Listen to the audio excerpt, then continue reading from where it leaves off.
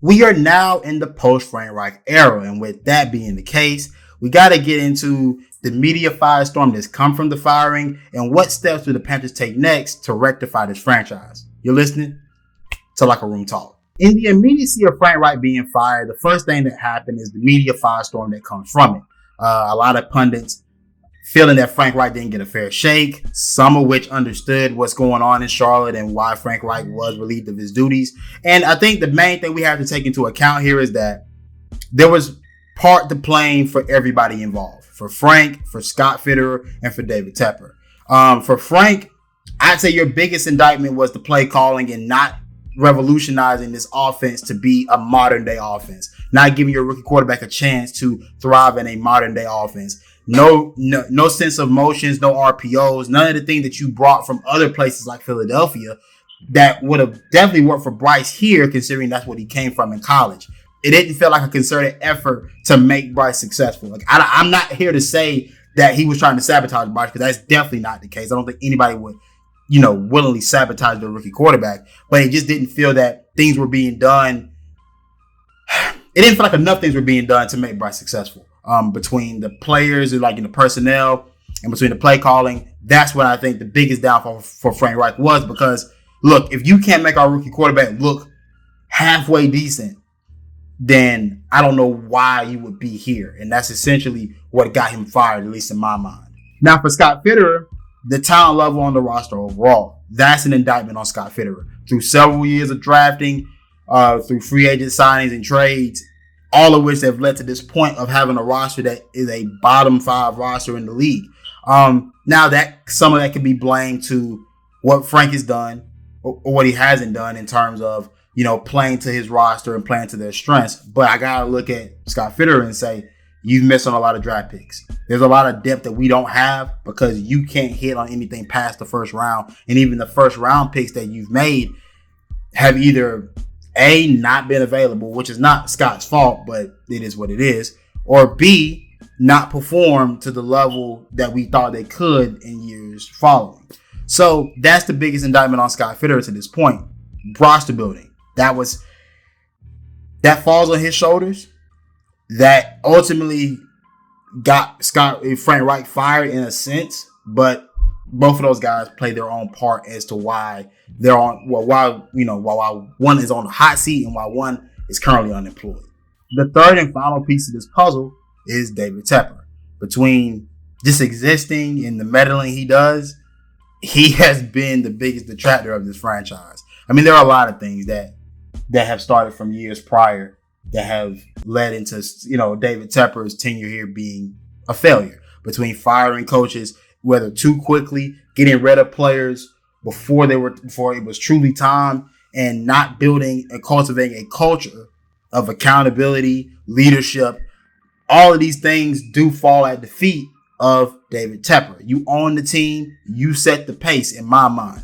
And he's done a terrible job of doing so. He's prioritized a lot of business and entertainment things over football. This is what we're here for. We're here for football. David Tepper seems to have a bigger thought process in terms of what he wants Charlotte to be. We have a bigger thought process of what we want the Carolina Panthers to be. And there seems to be a big disconnect. And it shows in the press conferences. It shows in the actions that are taken about the franchise week in and week out. We don't get what we expect to get from this team on a daily basis, and he is at the helm of that. Now, I think we spent enough time talking about what's wrong and what's happened. I want to get into a future plan that could possibly set us up for the next 5 years being somewhat successful. The next thing is getting the next head coach and hire correct. Guys like Ben Johnson that are out there.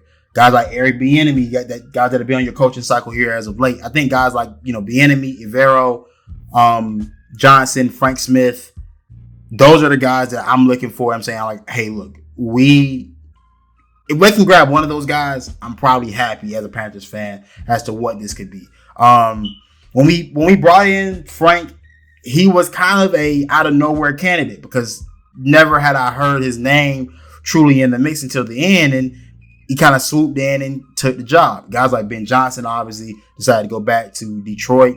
DeMeco Ryans didn't even take an interview because of because of what I feel to be things that were disingenuous about the process. And overall, a head coaching cycle that just didn't net you a bunch of those young, hot candidates that everybody tends to gravitate towards. So this year, I think, is a lot more where Carolina has a plethora of pickings to choose from. And I think whichever way you go, I think I can be happy with. If I tell you my preference, it will be Ben Johnson. It will be Eric Bieniemy. Ejiro Evero will be my preferences as far as the top three. Frank Smith is a guy that's starting to buzz more and more. And if you grab him, I'm not upset based off what I've seen, based off the results of where he's been at here as of late. I would like to think he could bring some of that here. But Ben Johnson, Eric Bieniemy, Ejiro Evero are my top three candidates as of right now. Now, moving forward in terms of how do you run this franchise, I think the best thing for David Tepper to do is hire a president of football operations. Hire a guy that can actually run the football side of things so you can just give the money. I've said this before and I'll say it again. You focus on giving the money. Let the football guys handle the football things. As far as roster building, I think the best course of action for Carolina as far as roster building would be grabbing a free agent wide receiver before grabbing a rookie wide receiver. And I say this because the offensive line still needs help. I think you may need to use that 33rd pick on the best available offensive lineman, whether it be tackle, guard, or wherever. There has to be a real consideration about moving Ickey inside the guard. That has to be a true consideration because that's where he graded out best at even in college. It's probably time to explore that option come next season. Brady Christensen may need to bump out the left tackle where he naturally played in college. That was where that was where I thought he could play and where he didn't get a chance to play early on in his days when Matt Rule was the head coach. So I think possibly going that route would be your best course of action. It's gonna take a lot of patience. This is gonna take a lot of patience from the fans. It's gonna take a lot of patience from the staff inside the building. The next coach does need a good amount of time. He does need a good amount of time. The only thing I'm asking for from the next coach is to make this thing look believable. You know what I'm saying? And by that, I mean, if you can make our rookie quarterback look like he's one of the best young quarterbacks in the game, then that makes it look believable. If you can have this team be competitive and have flashes and signs of growth and signs of running a modern-day NFL offense, that makes it look believable. Just give fans a reason to want to believe on Sundays, and that'll give you as much time as you need. I understand how long this process is going to take. It's going to take, I'd probably say, 3 to 4 years before I feel like this team is anywhere close to being in playoff contention and competing with some of the NFL's best. Then it's going to take drafting correctly. It's going to take a lot of things. And I think the biggest thing, one of the bigger questions that looms is, are we moving on from Scott Fitterer at GM? Because until that happens, I don't know how any of us can truly feel that we're making real progress. But that's all I have for you guys today. This has been Locker Room Talk. I'm your host, Shanti Stewart, and I'm out.